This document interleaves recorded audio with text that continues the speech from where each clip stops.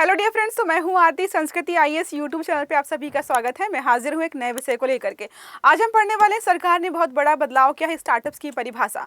Startup की परिभाषा को लेकर के बदलाव किए गए हैं और स्टार्टअप्स कौन कहलाएंगे, इन्वेस्टमेंट कितना, टर्नओवर कितना, बहुत सारे बदलाव किए गए हैं। तो बहुत महत्वपूर्ण टॉपिक है, इसको जो है 1 बाय 1 कवर करने वाले, क्योंकि कुछ समय पहले ही स्टार्टअप्स को लेकर के रिपोर्ट आई थी। इसमें बताया जा रहा था कि भारत में स्टार्टअप जो है इकोसिस्टम लगातार बढ़ता जा रहा है, लोग स्टार्टअप्स कर रहे हैं, लाखों लोगों को रोजगार मिल रहा है और लाखों की संख्या में स्टार्टअप्स हमारे पास है भी, और यूनिकॉर्न्स भी लगातार बढ़ते ही जा रहे हैं। और स्टार्टअप्स में ये भी देखा गया था कि महिलाओं का पार्टिसिपेशन बहुत बेहतरीन है। तो बदलाव क्या किए गए हैं, ये यहाँ पर जो है हम समझने वाले सबसे मोस्ट इंपॉर्टेंट जो बदलाव किया गया है वो टर्नओवर को लेकर के है। टर्नओवर में जो है 200 करोड़ की राशि रखी गई। अब पहले कितनी थी ये समझने के लिए आपको थोड़ा सा इंतजार करना पड़ेगा। क्लास को आगे बढ़ाने से पहले हम बात कर लेते हैं, स्प्रिंग सेल चल रही 6 फरवरी तक रहने वाली है। शानदार मौका आप लोगों के लिए, क्योंकि ऑफलाइन बैचेस में हम आपको दे रहे हैं 20% और ऑनलाइन क्लासेस में हम आपको दे रहे हैं 75% के साथ साथ 10% का एडिशनल डिस्काउंट। अब हमारी जो ऑफलाइन क्लासेस चल रही हैं वो चल रही हैं दिल्ली और प्रयागराज में। नंबर यहाँ पर लिखा हुआ है 9555124124। अब हम बात करते हैं चर्चा में क्यों है। तो भारत सरकार ने स्टार्टअप्स इंडिया इनिशिएटिव के तहत स्टार्टअप्स की परिभाषा का दायरा विस्तृत कर दिया। इसका मतलब समझ रहे हैं, अब ज्यादा लोग स्टार्टअप्स की कैटेगरी में आएंगे या कम हो जाएंगे, कंफ्यूजन हो रहा होगा। बात करते हैं अभी 200 करोड़ टर्नओवर वाली कंपनियां ही अब जो है यहाँ पर स्टार्टअप्स मानी जाएंगी। डीप टेक स्टार्टअप्स क्या होते हैं, तो कुछ ऐसी कंपनी या स्टार्टअप जो स्पेसिफिक किसी जो है डीप टेक्नोलॉजी में काम कर रही हैं, उनको काफ़ी लंबा समय लगेगा, उनको लेकर भी कुछ यहाँ पर चीज़ें जो है रखी गई हैं, उनके बारे में बात करेंगे। पहले हम मोटा मोटा यहाँ पे अनुमान लगा ले रहे हैं कि क्या क्या बदलाव हुए हैं। कोऑपरेटिव जो है सोसाइटीज़ को बोला गया है कि हम इनको भी स्टार्टअप्स की मान्यता देंगे। कोऑपरेटिव सोसाइटी जो होती हैं वो थोड़ी अलग होती है, लेकिन यहाँ पर उन्होंने बोला कि भाई हम इनको भी स्टार्टअप का दर्जा देंगे। अब DPIIT जो हमारा है, department of promotion of industry and जो है इंटरनल ट्रेड, ये जो है इसके द्वारा अधिसूचित किया गया है, क्योंकि जितने भी इस प्रकार की चीज़ें होते हैं वो सारे इसी के तहत आते हैं। अब बात करते हैं स्टार्टअप क्या होता है। स्टार्टअप का मतलब यही है कि आप कोई चीज़ स्टार्ट कर रहे हो, और खासकर हम बात कर रहे हैं बिजनेस की, तो नवाचार पर आधारित हो सकता है, वैल्यू क्रिएशन पर आधारित हो सकता है, इसके जो है स्केलेबल बिजनेस मॉडल हो सकता है, या फिर रोजगार सृजन और आर्थिक विकास में योगदान दे, कुछ भी ऐसा होता है तो हम उसको स्टार्टअप की इकाई के तौर पर देखते हैं। नियमों में प्रमुख बदलाव क्या हुए हैं, तो पहले था कि भाई अगर आप 100 करोड़ का टर्नओवर करते हो तो हम आपको स्टार्टअप मानेंगे, लेकिन अब इसमें कर दिया है 200 करोड़ का। समझ रहे हैं ना क्या बदलाव किया गया है।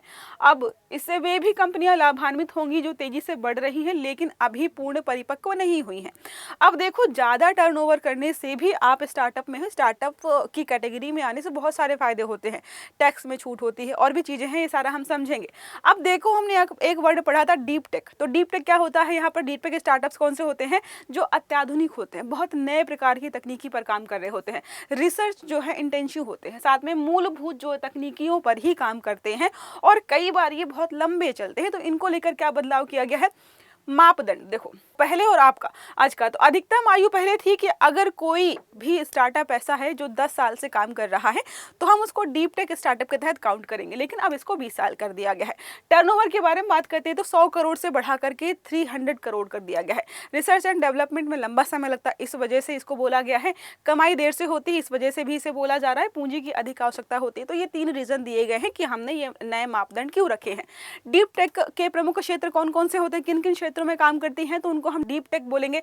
आर्टिफिशियल इंटेलिजेंस हो गया, semiconductors, quantum computing, biotechnology, clean green energy, space technology हो गया, डिफेंस मैन्युफैक्चरिंग हो गया, और एडवांस मटेरियल्स। तो इन सभी क्षेत्रों में काम करने वाले जितने भी कंपनीज हैं उनको हम आज से क्या बोलेंगे, डीप टेक। ठीक है, याद रखिएगा। अब हम बात करते हैं सहकारी समितियों।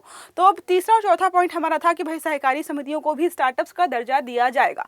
तो कोऑपरेटिव सोसाइटीज को भी बोला गया है। तो मल्टी स्टेट जो कोऑपरेटिव, बहुत सारे राज्यों में काम करने वाली, इसके तहत यहाँ पर यह बदलाव किया गया है। राज्य एवं केंद्र शासित प्रदेशों के जो कोऑपरेटिव सोसाइटीज एक्ट के तहत तो पंजीकृत समितियां हैं उनको यहाँ पर शामिल किया गया है।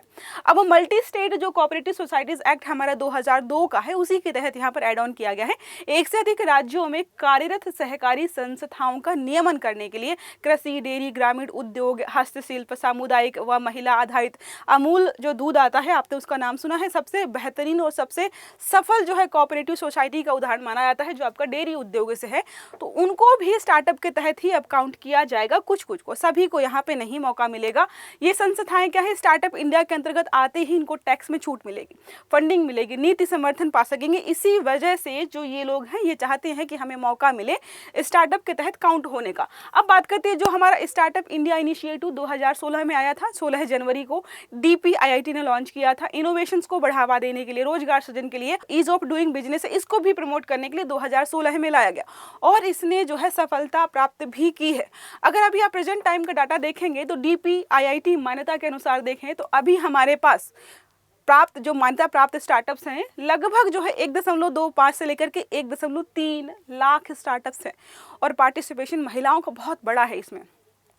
यूनिकॉर्न्स जो हमारे पास है, $1 बिलियन अगर किसी का भी टर्नओवर होता है तो उसको हम यूनिकॉर्न जो है के तहत काउंट करते हैं, या फिर जो इवैल्यूएशन होता है उसका वैल्यूएशन होता है, सॉरी। तो 110 से ज़्यादा हमारे पास क्या है, यूनिकॉर्न्स है। रोजगार सृजन के मामले में देखेंगे तो ऐसा माना जाता है कि भाई पूरे जो स्टार्टअप्स हैं 15 से 16 लाख लोगों को रोजगार दे रहे हैं। भारतीय स्टार्टअप्स के बारे में बात करते हैं, सेक्टरल कहाँ कहाँ पर कौन कौन से जो है काम कर रहे हैं, तो IT और सॉफ्टवेयर सर्विसेज में है, फिनटेक, ई-कॉमर्स हो गया, हेल्थ टेक हो गया, एडटेक हो गया, एग्रीटेक है, क्लीन टेक हो गया, मैन्युफैक्चरिंग एंड हार्डवेयर तेजी से काम कर रही हैं और बढ़ती जा रही। आर्थिक योगदान में क्या है, हमने देखा बहुत सारे लोगों को यहाँ पर रोजगार मिल रहा है, घरेलू निवेश को जो है बढ़ावा मिल रहा है, FDI को आकर्षित कर रहा है, एक्सपोर्ट ओरिएंटेड है, हम ज़्यादा से ज़्यादा सामान यहाँ से बना करके विदेशों में निर्यात कर रहे हैं।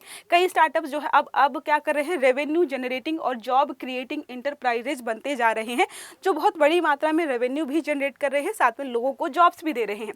हालिया सरकारी रिपोर्ट्स हमने कुछ हद तक देखी है, तो बोला जा रहा है कि भाई डिकेड ऑफ इनोवेशन रिपोर्ट प्रकाशित की गई, जिसमें बोला गया कि स्टार्टअप इंडिया के 10 वर्ष पूरे, 2016 में स्टार्ट किया गया, 2026 आ चुका है, 10 वर्ष पूरे हो गए हैं और दुनिया का तीसरा सबसे बड़ा स्टार्टअप इकोसिस्टम भारत बनकर तैयार हो गया है। Deep tech, manufacturing, tier 2, tier 3 cities हमारी हो गई, वो आकार के आधार पर और वहाँ पे जो सुविधाएं होती है उसके आधार पर इनको रखा जाता है।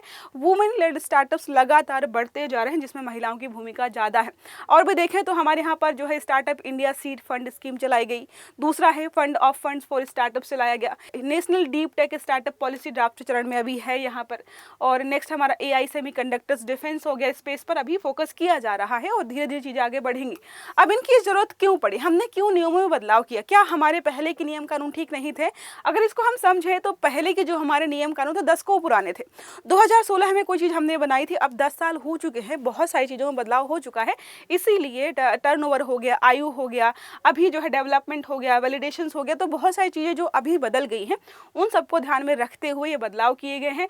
आर्थिक और नीतिगत पहल अगर हम देखें तो अधिक स्टार्टअप्स को अगर हम बढ़ावा देंगे तो क्या होगा, यहाँ पर टैक्स व नीतिगत संरक्षण प्राप्त होगा, लॉन्ग टर्म पॉलिसीज जो है सर्टेन होंगे, और बात करते हैं ग्रामीण अर्थव्यवस्था सशक्त हो जाएगी, इंक्लूसिव और बॉटम अप ग्रोथ, मतलब यहाँ से लेकर के यहाँ डेवलपमेंट हम करेंगे, लोगों को रोजगार मिलेगा और आत्मनिर्भर भारत जो हमारी अवधारणा है, जाहिर सी बात है जॉब कहीं करने से अच्छा है अगर आप कोई स्टार्टअप करते हो, सफल हो जाए और आप खुद जो है अपने कदमों पे खड़े होकर काम कर रहे हो तो वो ज़्यादा अच्छा होता है। तो आत्मनिर्भर भारत कि हम सब कुछ अपने यहाँ ही बनाएंगे और तुमको खुद को, मतलब तुमको जो है अपना सामान बनाकर बेचेंगे भी, ये अवधारणा जो हमारी है वो बहुत बेहतरीन तरीके से लागू भी हो जाएगी।